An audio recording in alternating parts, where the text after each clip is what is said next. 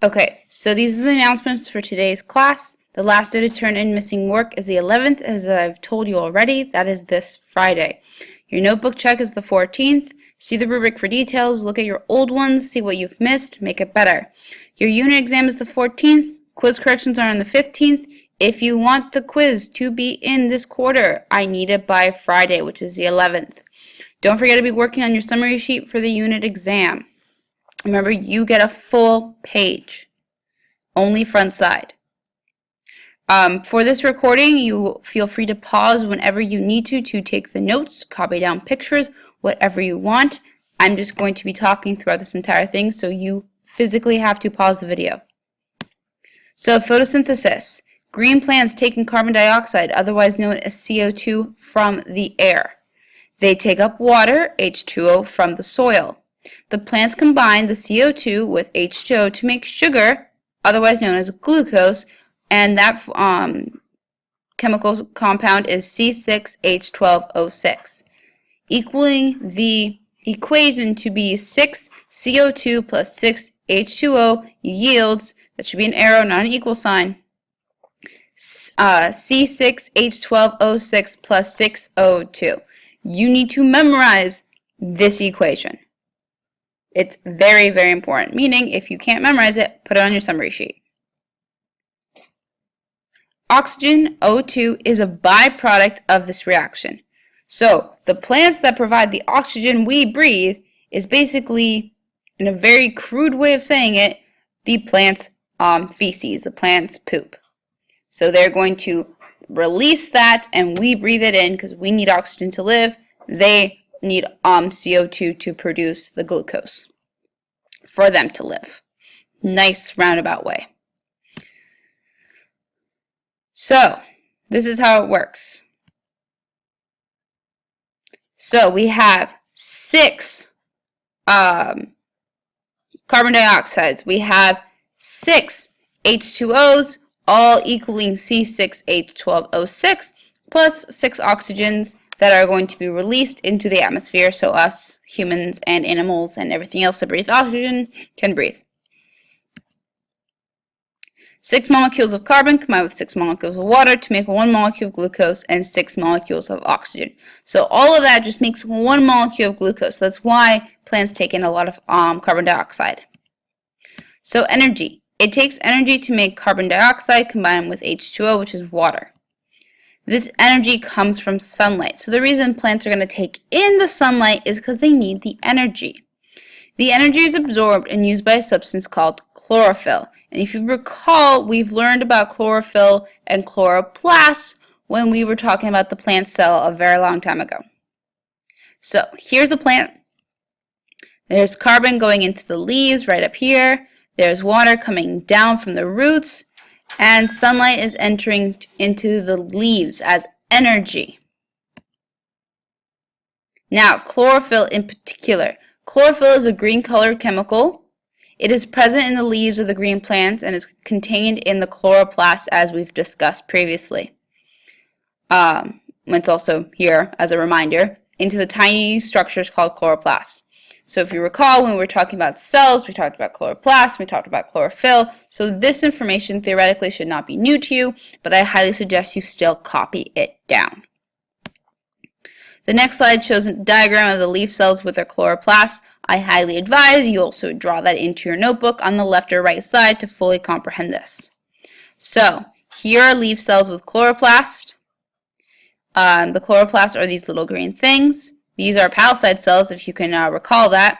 Here's the water vacuole, here's the nucleus, cell membrane, cell wall. All of this should be pretty memorable from previous lessons. Chloroplast, cytoplasm, cell wall, nucleus, and there's the vacuole. So all the reactions to combine CO2 and H2O take place in the chloroplast. So carbon dioxide is going to go into the chloroplast. Water is literally going to go into the chloroplast. And then sunlight is literally going to go into the chloroplast in the form of energy And then this is the palisade cell of a leaf. So you all know what this is. We've seen it during our specialized cells. I've tested you on it. But you should know all the reactions are occurring in each of the chloroplasts. So every time sunlight goes in, it's going to go into this chloroplast. It's going to go to that chloroplast. All of these chloroplasts in the cell are going to get sunlight, water, and carbon dioxide. In the chloroplast, carbon dioxide and water combine to make sugar. So all of that is occurring to make the sugar glucose. Here's another image. The cell structure of the leaf, the palisade cells are in the uppermost layers of the leaves. They are in the uppermost layer of the leaves, the epidermis, because of the fact that if you think about it, the leaf's top is directly where the sun would shine. If the palisade cells were on the bottom, then they wouldn't get all of the light, and then they couldn't do photosynthesis. And then those are vessels carrying water, and we'll talk about the xylem and the phloem later this week or when we come back from winter break. And then the stomata, they're meant to be an error right here, is that's going to emit air, and that's going to be, or stoma, and it's going to be very important for something we talk about in regards to limiting factors. So, carbohydrates. We've talked about carbs in relation to humans. What about in relation to plants? So we know that glucose is one example of carbohydrates. So, yay. Other examples, as we already know, are starch, sucrose, and cellulose, all which are also found in the cell. The cellulose is found in the cell wall, as is starch sometimes. Now, carbohydrates contain 3 elements, carbon, hydrogen, and oxygen, which you all should know. I'd still suggest copying this down as a reminder.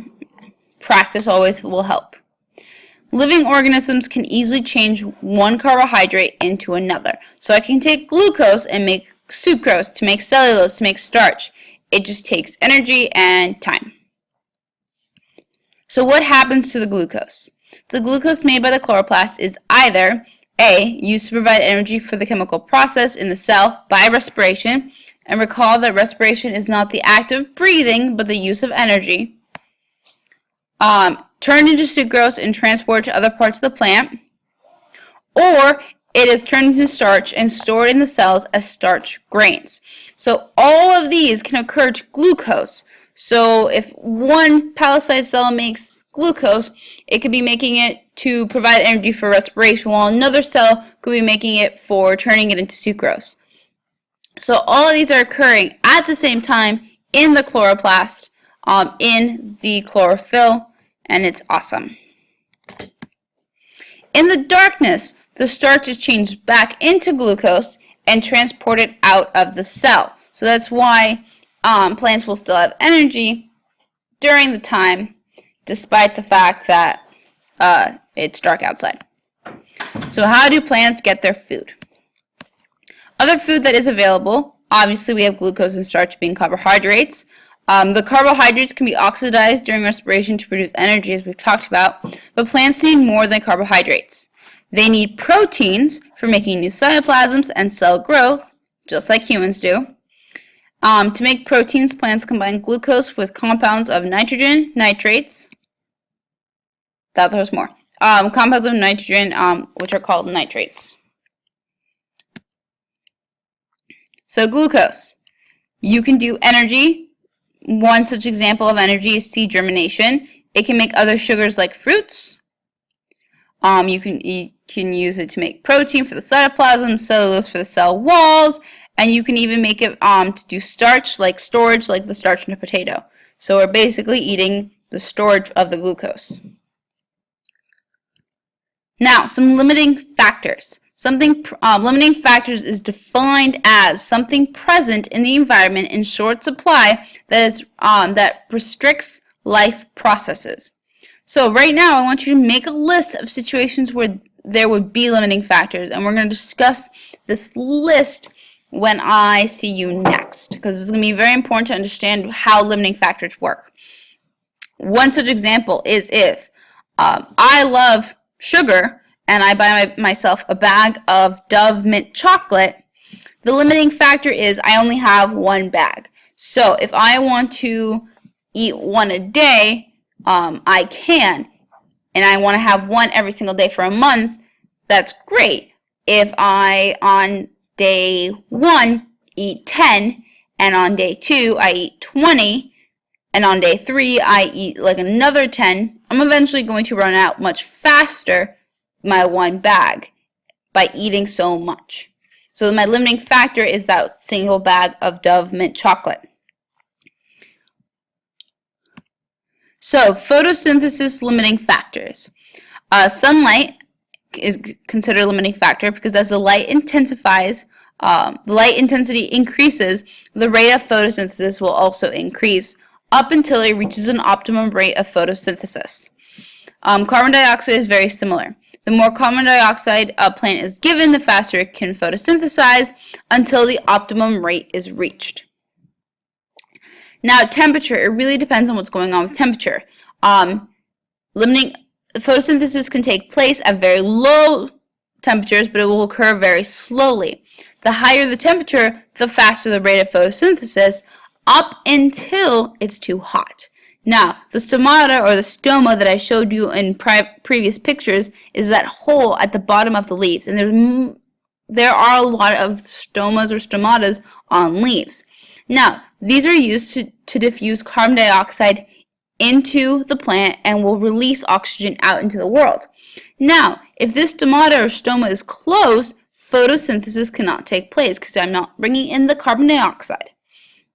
Now, it can be closed if the temperature is too hot and sunny because it wants to close its stomata to prevent water loss.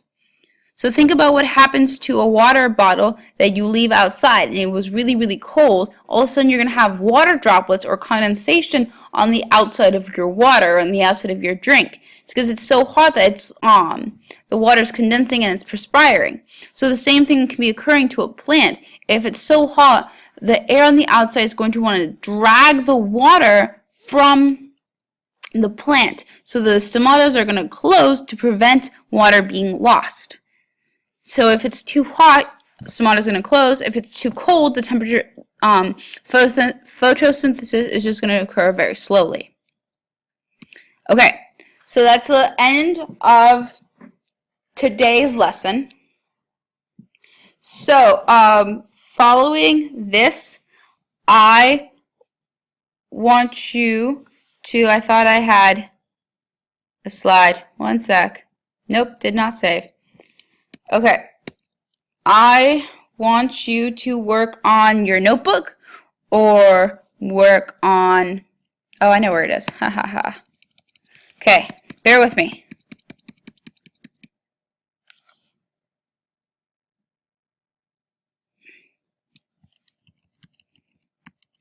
I went too fast.